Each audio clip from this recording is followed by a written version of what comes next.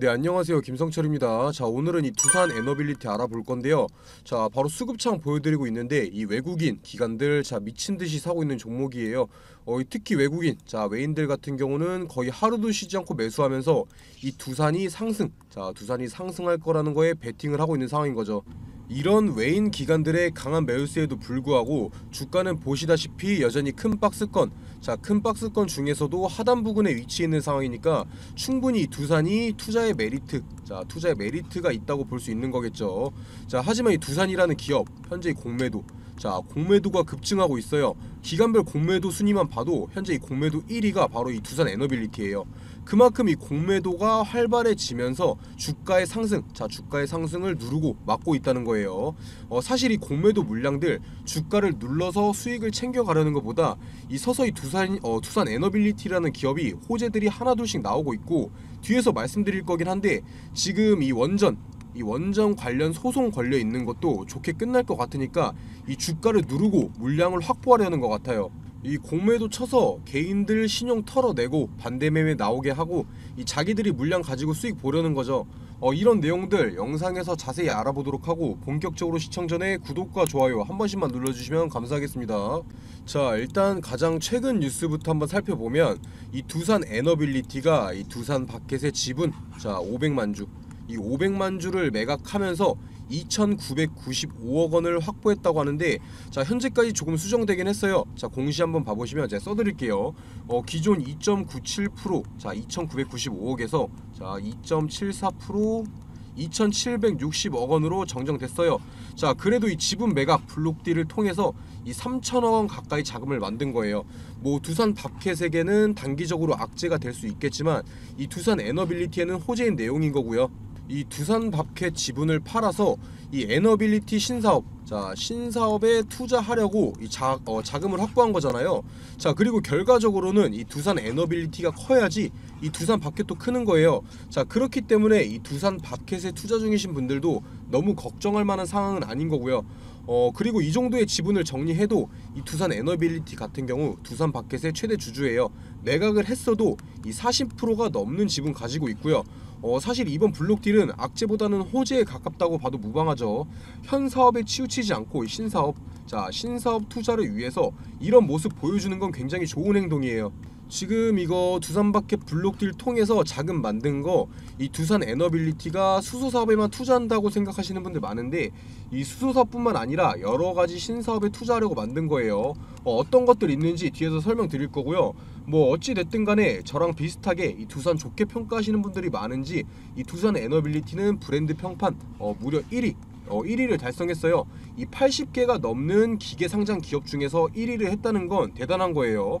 당연히 평가 기준에는 이 시장 가치나 뭐 재무 가치 이런 중요한 것들이 많으니까 1위를 했다는 건 그만큼 두산 에너빌리티가 안정적인 기업이라는 거죠. 이 투자할 메리트가 충분히 있다는 거예요. 이거보다 더 중요한 내용들 오늘 영상에서 다 말씀드릴 테니까 끝까지 시청해 주시고요. 중요한 내용 말씀드리기 전에 지금 주식시장에서 돈을 벌려면 어떻게 해야 될까요? 무조건 정보예요. 정보. 이 A라는 기업이 어떠한 사업을 진행하고 있는지, 실적 발표는 언제 하는지, 현재 진행하고 있는 이 사업 성과는 어떤지 무조건 다 알고 있어야 돼요. 오르니까 따라 사고 떨어지니까 파는 건 지금 주식시장에서 굉장히 위험한 행동이죠. 만약에 내가 산 A라는 주식이 이유도 없이 막 떨어져요. 그런데 뭐 뉴스도 안 나오고 왜 떨어지는지 모르는데 계속 떨어져요. 그러면 불안해서 파실 거잖아요. 그런데 이미 나는 재료를 알고 매매를 했다, 이 정보들을 알고 매매를 했다, 그러면 지금 뉴스 없이 떨어지는 거 일부러 주가 누르는 거다, 곧 다시 급등 나온다 생각하고 버틸 수 있겠죠. 그래서 지금 주식시장에서 무조건 수익을 보기 위해서는 미리 정보를 선점하고 있어야 된다는 거죠. 이 투자하려는 기업의 신사업이나 뭐 진행 중인 사업 과정 공개, 이 실적 발표일 등 이 스케줄 전부 다 알고 있어야 돼요. 만약에 A라는 기업이 있는데 뭐 며칠에 이거에 대한 발표회가 있다, 그런데 현재 주가는 아무 변동이 없다, 그렇다면 매수 타점이 되는 거겠죠. 그리고 이 발표일에 부각되면서 주가가 상승하면 매도하면 되는 거예요. 그러면 그게 수익이고 안전 투자인 거죠. 하지만 지금 개인 투자자분들이 하고 있는 건 이 A라는 주식이 갑자기 급등을 해요. 거래량도 계속 실리고 막 움직여요. 당연히 사고 싶죠. 그런데 이 뉴스까지 나와요. 뭐 특징주, 자, 특징주 하면서 어떤 것 때문에 부각받아서 상승 중이다, 이런 거 나오면 그때 따라 사죠. 이미 정보 알고 미리 들어간 사람들 팔 때 돼서야 산다는 거예요. 그래서 제가 보시다시피 기업 일정, 뭐 며칠에 어떤 기업이 임시총회를 하고 사업을 발표하는지, 아니면 뭐 액면 분할이나 유상증자 무상증자 어떤 기업이 언제 진행하는지 다 정리해놓은 자료들 무료로 보내드리고 있어요. 당연히 실적 발표, 자 보시다시피 이 실적 발표 일자도 정리해놨고요. 이 7월부터는 2분기 실적 발표 시작일인 거 아시죠? 무조건 미리 받아보시고 준비하셔야 돼요. 이렇게 정리해놓은 자료들만 가지고 있어도 자 혼자서 매매하시는데 전혀 문제 없을 거예요. 위에 보시면은 제 번호 보이실 텐데, 자 위에 보이는 제 번호로 자 정보라고만 남겨주시면 보내주시는 모든 분들한테 보내드릴 테니까 부담 갖지 마시고 이 정보라고만 남겨주시고요. 자 다시 본론으로 넘어와서 사실 이번 지분 매각보다 더 중요한 걸 말씀드리려고 하는데 어떤 거냐, 바로 이 두산이 에너지솔루션과 함께 폐배터리 사업에 대해서 협력을 하기로 한 내용이죠. 이거 집중해서 들으셔야 하는 굉장히 중요한 내용이에요.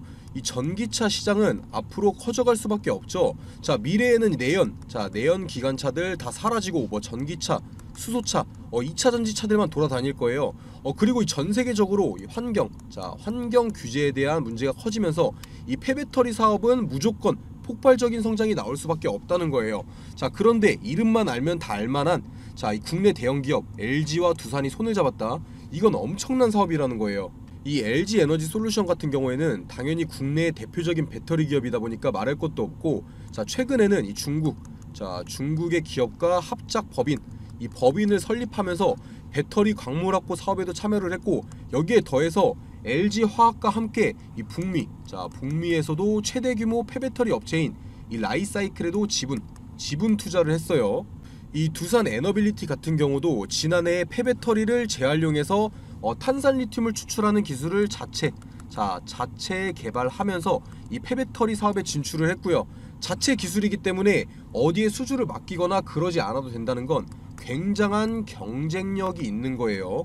그만큼 대형 기업들도 이 폐배터리 시장에 많은 투자를 하고 있다는 건데, 자 이 폐배터리 시장에 뛰어든 대형 기업 두 개가 협업을 한다면 어떤 기업이 와도 모자란 게 전혀 없겠죠.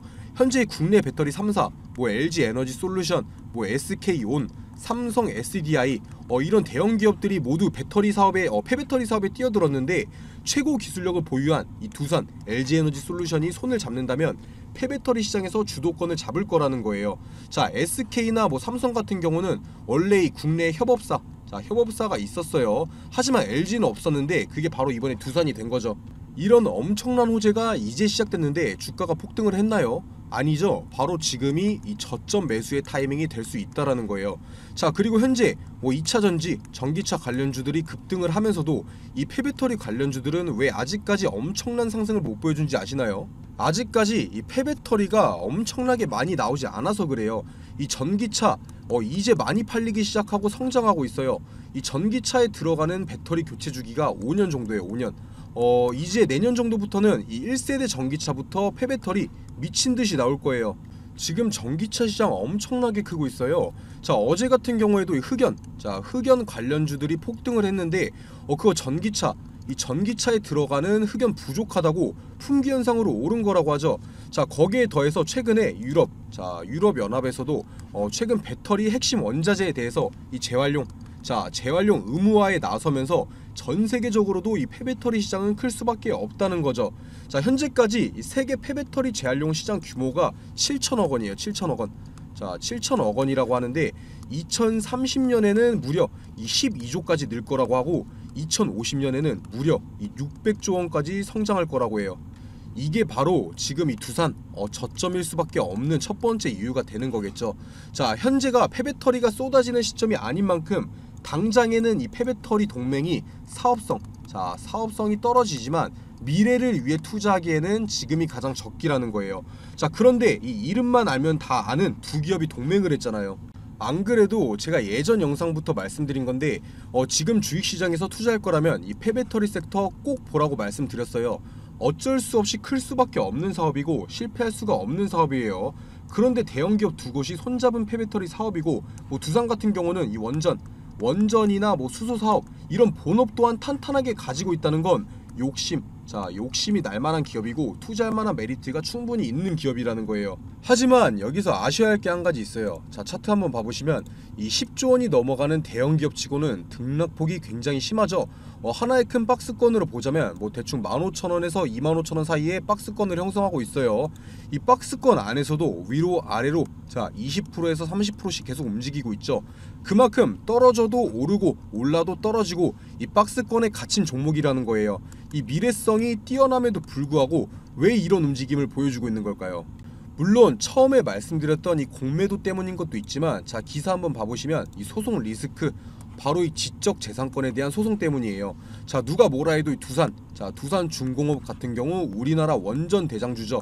자 그럼에도 불구하고 이 주가의 상승을 막고 있는 건 바로 이 미국 원전 회사인 웨스팅하우스가 한국형 원전의 기술에 대한 지식재산권을 주장하면서 이 소송을 냈기 때문이에요. 이게 지금 두산의 상승을 막는 가장 큰 이유 중 하나인 거예요. 이 공매도와 이 소송, 뭐 지금까지 나온 걸로 봤을 때 이 소송 같은 경우는 합의로서 끝날 것 같긴 한데 아직까지 확정된 건 없어요. 만약에 이게 해결된다면 제가 보여드렸던 박스권, 자 박스권 돌파는 상승 충분히 나올 거예요. 거래량도 보시면 막 엄청나게 잘 나오는 날, 엄청나게 안 나온 날이 있는 게 아니라 꾸준하게 그냥 일정한 정도로 잘 나오고 있어요. 이게 무슨 말이냐면 현재 이 두산이라는 기업에 투자를 하면 이 미래성, 자 미래성은 보장되어 있고 안정적이겠지만 자 이 박스권 안에 갇혔다는 뜻이 이 수익률, 자 수익률이 그렇게 크게 나오진 않을 거다. 자 이 장기 투자할 경우에는 계속 비슷한 수익률 정도가 유지될 거다라는 거예요. 그래서 매매를 할 때 하더라도 이 매수하고 매도하고 매수하고 매도하고 이런 걸 반복하면서 이 수익을 챙겨가야 하는 종목인 건데요. 당연히 혼자서 매매하시는 분들은 그래서 언제 사야 하고 언제 팔아야 하는지 판단하기 어려우실 거예요. 자 그렇기 때문에 위에 보이는 제 번호, 자 두산이라고 남겨주시는 분들은, 자 평단가 남겨주시는 분들은 제가 직접 매매 가격에 따른 이 매수 매도 타점, 이 타점을 직접 잡아드리고 있으니까요. 부담 갖지 마시고 연락 꼭 남겨주시고요. 그리고 연락 남겨주시면 타점뿐만 아니라 혼자서 매매하실 수 있게 이 두산 관련된 자료들, 자 정리해놓은 자료들 전부 다 보내드리고 있어요. 마지막으로 정리해서 말씀드리면 이 두산 에너빌리티 같은 경우 이번 소송이 합의로 끝나게 되면 다시 전고점, 자 전고점을 돌파하는 상승이 나올 거고, 이 LG 에너지 솔루션과 이 폐배터리 사업 동맹으로 확실한 캐시카우 역할을 할 사업을 가져왔지만 일단 이 소송이 해결되기 전까지는 어떤 호재들이 나온다고 해도 이 리스크 때문에 처음에 보여드렸던 이 박스권, 자 박스권 돌파는 힘들 거라는 거고, 국내 대표 원전 기업인 만큼 이번 이 러시아 우크라이나 전쟁 이후 자 재건 사업을 하겠죠. 전쟁이 끝나게 되면 자 그때 이 국내 원전 대표 기업으로 두산이 참여를 하면서 성과를 가져올 수 있다는 기대감, 그리고 이 대형 원전에서 SMR, 이 소형 모듈 원전으로 이어지는 중장기 방향성으로 이 원전 부문 기업 가치는 우상향할 수 있을 거다라는 거예요. 제가 지금까지 드린 말씀만 정리해서 봐도 지금 시장에서는 이 투자하는 데 있어서 이 두산이라는 기업이 자 리스크보다는 자 메리트, 투자의 메리트가 크다고 판단하고 있기 때문에 이 외인 기관들이 쌍끌이 매수 중에 있는 거겠죠. 자 이러한 세세한 내용들, 자료들 정리해 놓은 거 위에 보이는 제 번호, 자 위에 보이는 제 번호 010-9589-1279번으로 뭐 숫자 1번, 문자 1번 또는 두산이라고만 남겨주시면 자 전부 다 보내드리고 있으니까 부담 갖지 마시고 꼭 연락 남겨주세요.